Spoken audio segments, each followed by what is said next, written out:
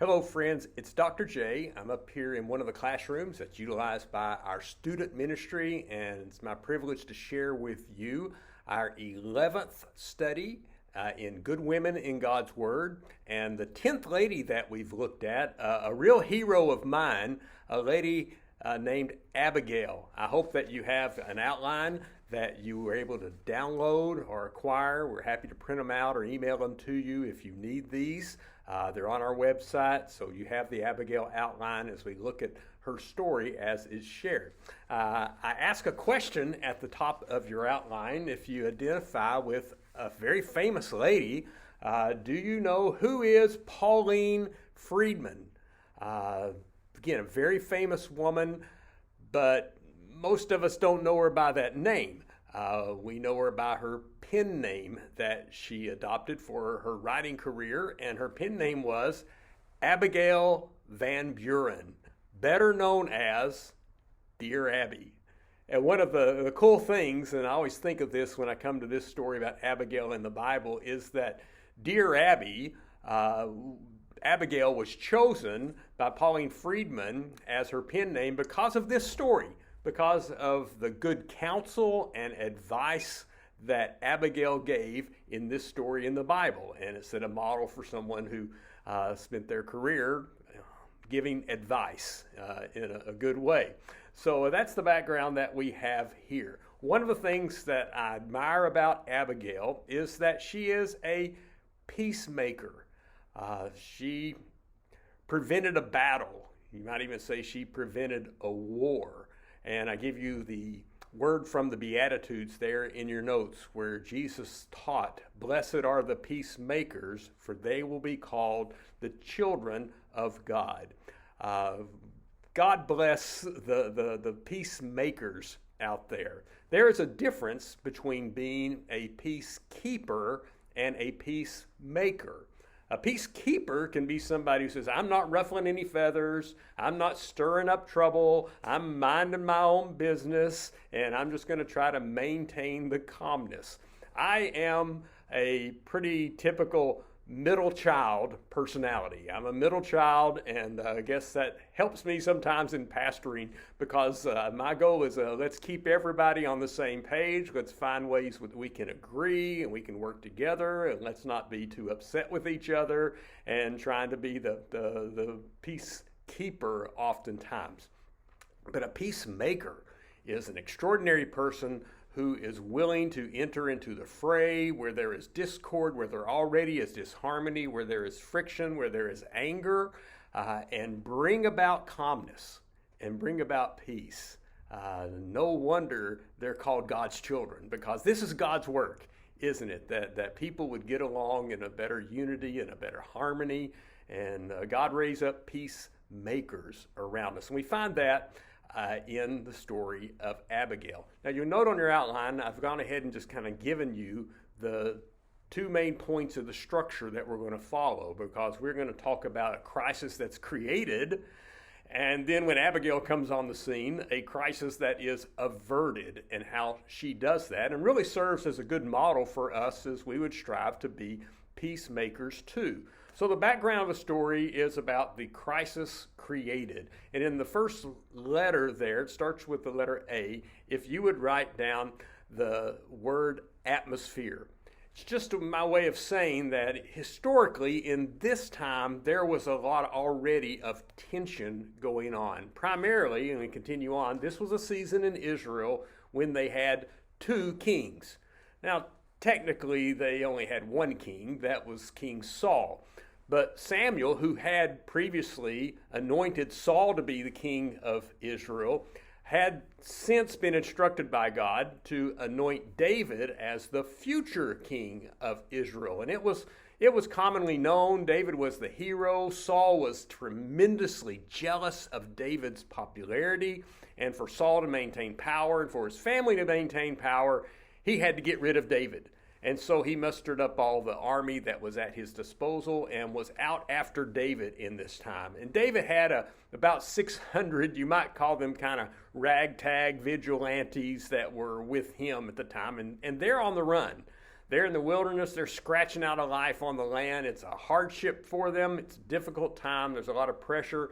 There's a lot of intensity going on as the two kings there. I remember seeing a documentary one time about a rare occasion when in a hive of honeybees, two queens are born. And you know what they do? They fight to the death. And so we got two kings here, and don't really have a fight to the death, but we do have tension. And we do have friction, and in that time, that intensity going on, the atmosphere, it can be times when we are a little more apt to say something we shouldn't say it or do something we shouldn't do, and our fuse to be a little bit short. During the pandemic that we're in, you know, there's been an extra tension in the atmosphere and society and culture, and we understand that lends itself to greater times and opportunities for crisis to take place. So we have that as the background. Then what it kind of starts in these relationships, we have an expression, and that's your next word, of discourtesy, disrespect, we might say, that takes place. David and his 600 men are in a place called Carmel, scratching out a living best as they can, on the run from Saul and his pursuing armies. But also in Carmel, there is a wealthy man named Nabal, and we meet him in verse 2 of 1 Samuel 25. A certain man in Maon, who had property there at Carmel, was very wealthy. He had 1,000 goats, 3,000 sheep. He was shearing in Carmel. His name was Nabal. And it tells us he wasn't just wealthy, he was very wealthy. Play on words, but all his wealth was in stocks. Not stock market stocks, but live stocks. And it even gives the inventory there. It also tells us the time of year that was going on. It was a time where they were shearing the sheep. It was like harvest time for crops that were grown. You know, it's a time when you get the product out of all your work that you can take to the market and you can put money in your pocket. It's a jovial time. It's the celebration of a successful season there. And you finally, your due rewards are coming in. And so that sets the time too. David in the wilderness, as we'll see here, doing some work, helping Nabal, sends a request. So we pick up at verse 4. While David was in the wilderness, he heard that Nabal was shearing sheep. So he sent 10 young men and said to them, "Go up to Nabal at Carmel and greet him in my name and say to him, long life to you, good health to you and your household, and good health to all that is yours." Very complimentary in their opening words. "Now, I hear it is sheep shearing time. When your shepherds were with us, we did not mistreat them, and the whole time they were at Carmel, nothing of theirs was missing. Ask your own servants, and they will tell you. Therefore, be favorable toward my men, since we come at a festive time. Please give your servants and your son David whatever you can find for them." Now, not to mention it's a festive time, it's celebration, it's like Thanksgiving at the end of harvest. You know, it's a time when you would expect folks to be a little bit more generous and they would have more to spare at such a time. It was the timing right, the wording was right, the greeting was right. David, with his 600 men there, could have pillaged the flock, taken what they want, but they didn't. Instead, they protected the flock. Later, that is confirmed in that chapter from some of the servants that David had shown kindness to them and his men had shown kindness to them. And it would have been a common expression, a courtesy to compensate and to grant such a request. In your notes there, I say it's kind of like the American custom of tipping. It's not mandatory. You don't have to tip the server at the restaurant for what they do. God help you if you don't, but you don't have to. Let's just take this time to say, hey, Christians, there is sometimes a stereotype out there that we're poor tippers. Help break that. Be good tippers. Those folks who are serving and helping you there. So it would all seem right. It's customary. You asked nicely. You were providing a service in that time. Could you share some of the the benefits from the harvest, the shearing that took place. But Nabal answers David's servants. We pick up at verse 10. Who is this David? And who is the son of Jesse? Many servants are breaking away from their masters these days. And then notice how he says it. I'll put some emphasis. Why should I take my bread and water and the meat I have slaughtered for my shears and give it to men coming from who knows where? You know, it's like saying, who is this David? David who? Son of Jesse who? Everybody knew who David was. He's just making excuses. Maybe it's some, slave or somebody who's escaped. He doesn't want to do it because Nabal's world centered around one person, Nabal.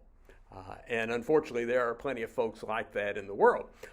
So he doesn't want to share. He doesn't want to show kindness, generosity, courtesy, and he doesn't. And so that's the disrespect. That's the discourtesy that takes place. Now we come to our next point, and this is David's reaction when it comes to him. And I use the word intensification. Okay, that's bad enough. And then David's response is just fueling the fire a little bit more. He has asked nicely.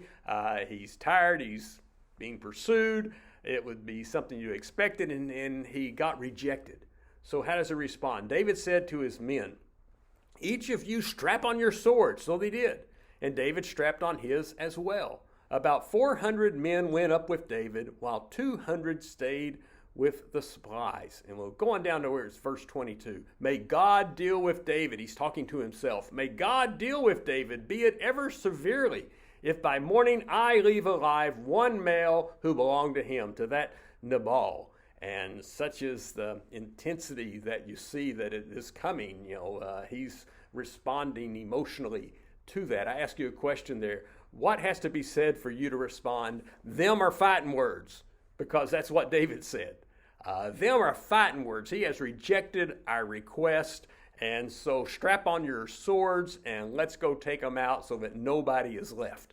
Them fighting words. Maybe if somebody insulted your mother, insulted your children, insulted your spouse or your grandchildren, them are fighting words. That's enough to bring, the heat of the moment even higher. So we have that laying on. And that's the foundation where we are. That is the crisis that is created, that takes place here between Nabal and David. Now we move to where Abigail comes into the story here, and we see that she is told, I don't give you those verses, but the servants tell her, hey, Nabal was rude to David. He had shown kindness, and now David is putting on their swords, and they're going to come, and it's going to be a disaster. So here's where Abigail steps in, and the crisis is averted. And if we want to be peacemakers, like Abigail, these are some good things for us to do. The first is pretty obvious. That's get involved. Abigail could have said, well, those are just a couple of guys with big egos, overinflated, just going after each other, and it's not my fight. I didn't create it. I'm going to stay out of it. And we would have understood. Now, of course, she probably wouldn't have made it into the Bible, but if that had been her response. But she was willing to get involved into a problem she didn't create. And that's what peacemakers do. Create the problem. I create plenty of problems that I need to get involved in to help bring solutions. It's challenging to be willing to say, I'll step into a problem, because you can say, that's not my problem, and may be true.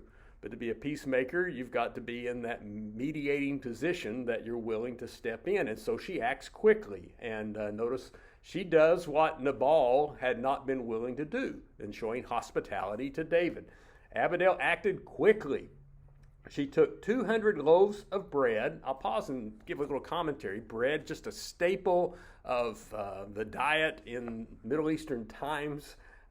Then 2 skins of wine, something to drink, 5 dressed sheep. And if you don't know, a dressed sheep means it's ready to cook. They've skinned it, they've butchered it, it's all ready. All you got to do is put it on the fire. So that's an extra courtesy.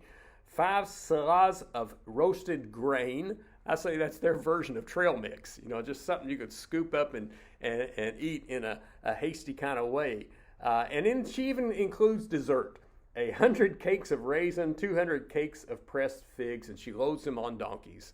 So she's getting involved. It comes at a cost financially. It comes at a cost of time and trouble and effort that takes place, interceding for the foolishness of her husband. In fact, she says, and I'll visit here in a moment again, saying of Nabal when she speaks to David, his name means fool and folly goes with him. And that's what the name Nabal means, fool. So fool is his name, fool is his game. Fool is his game. And so she's interceding to kind of prevent the consequences of the foolishness that takes place in there. Now, here's the point.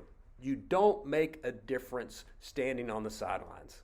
If you want to be a power for good, a instrument of peacemaking and positive things, you've got to get in the game. And you've got to be involved, and you got to step into some things sometimes that you didn't create. And it can be messy, it can be troublesome, it can be sacrificial, but are you willing to get involved? In fact, I ask you to ask yourself, in what am I involved? It's real easy, we're all guilty of this, of being critical of something. You know, this should be better, this should be better, this should be better. So, okay, but will you be willing, at least in some of those things, say, I want to be part of a solution? I can identify the problems. The world's full of problems. But on how many am I involved at being a part of the solution, at helping make this world a little closer to what God would want it to be, and to be engaged and be involved? God calls his people not to stand on the sidelines, but to be involved. And the work of peacemaking is a work that you have to be able to step in and get involved in disputes and problems. Second, respond with wisdom. And I'm going to give you a couple of characteristics that Abigail shows in wisdom. The first is be reasonable. Think through with your head more so than the emotions of your heart. Because I say this, Nabal and David responded with quick, knee-jerk reactions. Do you know what I mean by that? You know, that's just their gut reaction is no, I'm not going to give you anything. And David, oh, I can't believe you would insult me like that. Get your swords on everybody. And so that's not reasonable. All kinds of bad things could take place if that story had panned out where there was a battle that took place. But Abigail intercedes there, and she is the voice of reason in this story. Abigail saw David. She quickly got off her donkey, bowed down before David, her face to the ground. She fell at his feet and said, "Pardon your servant, my lord. Let me speak to you. Hear what your servant has to say. Please pay no attention, my lord, to that wicked man Nabal. He's just like his name. His name means fool, and folly goes with him. And as for me, your servant, I didn't see the men my Lord sent.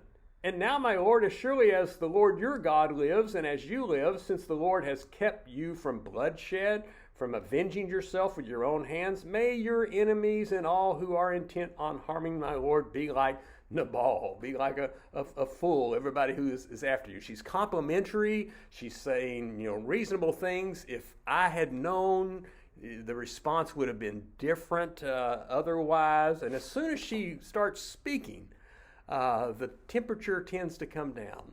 The darkness begins to yield to light. She's bringing a good reasonableness to it. The voice of reason, the voice of discernment, in her calmness there that she knew. And she knew, and you have a blank there, she understood a battle between David's forces and Nabal's servants would only result in losers. There would be the servants that be lost.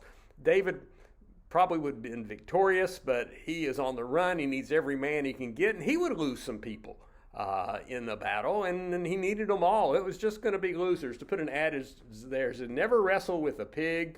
You both get dirty, and the pig likes it. And that was what was about to happen. There's this fight that was just not going to be, the victory wasn't going to be worth the cost.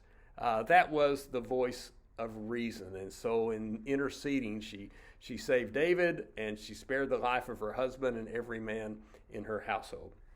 Close to that is the next word, but I'd like to insert this, and that is to exercise brinkmanship. Maybe that's a word you're not familiar with. brinkmanship.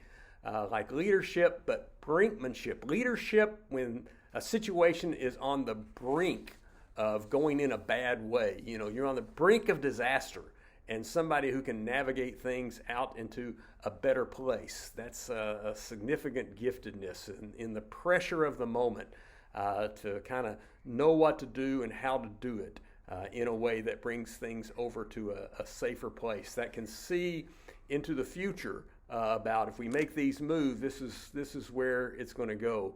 I know the game of chess, and I basically know how the different pieces on the board are entitled to move, whether they're pawns or rooks or queens or kings or bishops.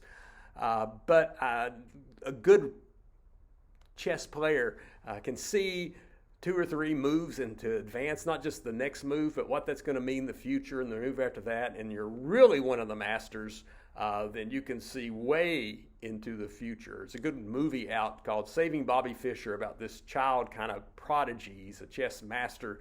And he's competing in all these elite tournaments, these world tournaments, and toward the end of the movie, he's competing with another child prodigy of pretty equal status to him, and he realizes his opponent makes a mistake that is going to cost him the match 10 moves into the future. It's an extraordinary kind of moment when his opponent says, "I offer you a draw," which is common. And he says, "No, you've lost. You just don't realize it yet." And so I think Abigail is one of those people that in these moves going on, she can see into the future enough to know, boy, if there's a battle, if there's a fight, the absence of peace, it's going to end in disaster. But instead, you move things in a certain way, and she brings her gifts, and she says courtesy things, then it moves into a much better place. So practice brinkmanship. Third, be kind, and that's in the giftedness there. Let this gift which your servant has brought to my master be given to the men who follow you. She's doing what her husband did not do, showing that to her. It's also says she is a lovely lady, and Max Lucado had a line in his book that had a chapter about Abigail that I liked. It said she was good looking with good cooking, and that kind of stopped the assault of David's army in its tracks, in order to bring about the calmness and move things into a more peaceful things.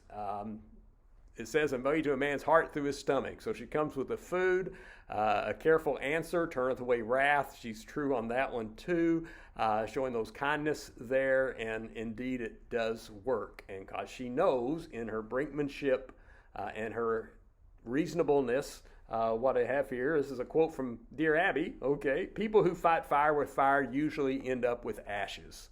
It's just everything burns down, and she is preventing that, and part of the tool of that is the kindness. I'd like to say that whenever we walk through life, it is as if we are carrying in one hand a bucket of gasoline and the other hand a bucket of water, and we will come across at some point a spark, and you get a choice. Which bucket are you going to throw at it? Are you going to throw the bucket of gasoline where there's insults and intensity and friction and heat rise? Or are you going to throw a bucket of water where things kind of calm down and cool off? And Abigail's one here that in their kindness throws the bucket of water and cools the temperature down of things. She could have said, "Go get him, David, that lousy husband of mine." But she doesn't. She speaks in a kind way. We go into the last one, and that is to show faith. Show faith. And the Lord fulfills for my Lord every good thing he promised concerning him, and has appointed him ruler over Israel. My Lord will not have this conscience, the staggering burden of needless bloodshed, or having avenged himself. And one thing she sees into the future there is her faith. You let God handle this, you won't feel guilty. It won't be a burden. It won't be a mark against you that you had this, she says it there, of a needless bloodshed if you just let God handle it. And when the Lord God has brought my Lord success, remember your servant. She's willing to put things into the hand of the Lord rather than just let David and Nabal duke it out and see what has happened. David sharing and seeing her faith maybe shores up his own, because David says to Abigail, "Praise be to the Lord, the God of Israel, who the Lord has sent you to meet me. May you be blessed for your good judgment and for keeping me from bloodshed this day from avenging myself with my own hands.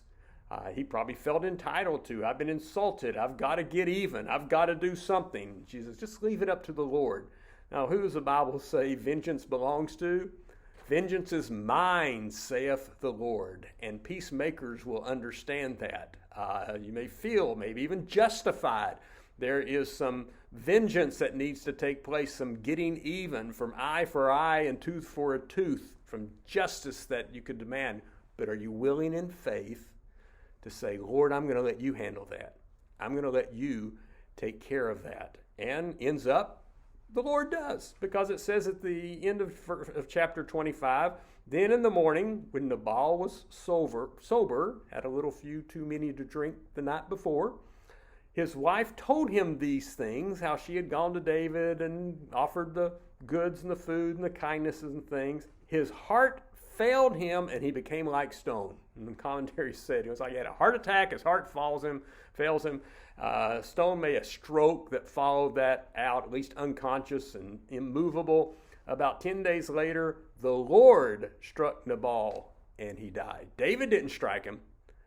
It was God's doing. God took care of things, and as we'll often find, if we'll give him a chance and enough time, God will take care of things much better than we do. We all need Abigails in our life who come in and intercede, step into a problem maybe they didn't create it, offer some solutions, some wisdom, some ways to keep us from mistakes that we might make. So I ask a question, who has ever saved you from yourself? Who's been that Abigail? And boy, the list goes on, doesn't it? I can think of times that some friends, I'm thinking about doing this, and I think you might want to reconsider that. When your gut reaction is giving you some direction. When my spouse, your spouse, I'm sure, saved you from yourself so many times. My parents saved me from myself at times when they have given me good counsel and wisdom when I wanted to do something or another, and they kept the big picture and they saw ahead where things would go into the distance in their logic and their wisdom of things. Again, hopefully some good friends that have come along beside you that is that kind of an Abigail person on your behalf. We like a good scrap. I admit that. There's something entertaining about seeing a good fight. If you happen to be out and about and two people start yelling at each other and screaming, and one of them's mad and the other one's vocal in their madness back, and we're just happen to be walking up on that. What do? Well, I'll tell you what, a lot of folks do, I don't have my cell phone. Yeah, there it is. You grab your cell phone. Let's start videoing this thing. Let's see where it goes. Let's see where the talking smack goes. Maybe they're going to start poking at each other. Maybe they'll start punching each other. Maybe I can post this on social media and it'll get traction. That can happen, right? But here's Abigail. And there's the friction that's going on between Nabal and David. And she steps in the middle. She mediates and calms it down. That video isn't going to get any traction that you're watching. But I'll tell you what, God smiles at that. God looks down at that mediator, that Abigail, and says, that's my children. That's one of my kids. That's one of my child. They're acting like I would act. They're showing a family resemblance. I'm calling them my children because they are bringing about peace. Because our God is a God about bringing peace. And we've all had a great mediator, a great Abigail in our life, we who are Christians. His name is Jesus.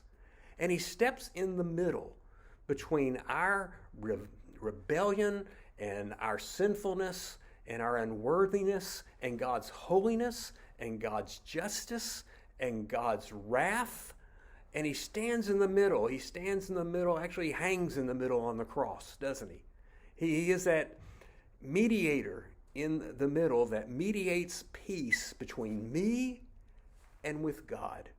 And that is the heart of God, a heart of a peacemaker who sent his son into the world to be the maker of peace in the greatest place we need it, between us and our Heavenly Father. We are made in that image as Christians, as people, as human beings. We are made in the image of God to be peacemakers. So let us go out and be the Abigails in the world around us. And let's seek about trying to bring about peace so that God will look down and say, that's my child. God bless you. I'll see you next time.